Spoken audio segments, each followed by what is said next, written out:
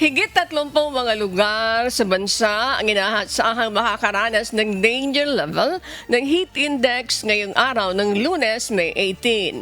Ayon sa Pag-asa, aabot ng nasa 42 degrees Celsius hanggang 45 degrees Celsius ang init na maaaring maramdaman ngayong araw.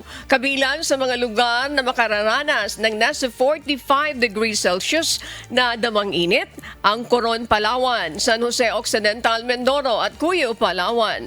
Habang 45 degrees Celsius naman sa Dagupan City, Pangasinan, Sangley Point, Cavite at Rojas City, Capiz. Aabot naman sa 43 degrees Celsius ang damang init sa Lawag City, Ilocos Norte, Baler, Aurora, San Ildefonso, Bulacan, Hacienda, Luisita, sa Tarlac City, Ambulong, Tanawan, Batangas, Puerto Princesa City, Palawan, Morongan, Eastern Samar, Guian, Eastern Samar, Dipolog, Zamboanga del Norte, Zamboanga City, Zamboanga del Sur at Butuan City, Agusan del Norte.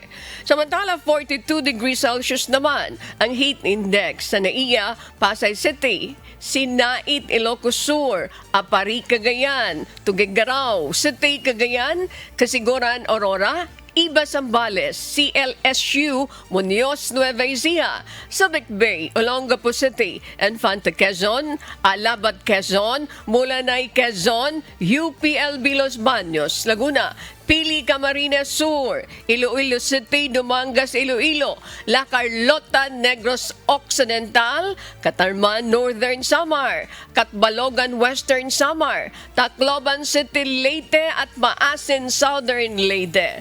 Patuloy naman ang paalala ng mga health experts sa publiko na gawin ang iba yung mga pag-iingat sa gitna ng nararanasang matinding init ng panahon na maaari magdulot ng iba't ibang uri ng sakit.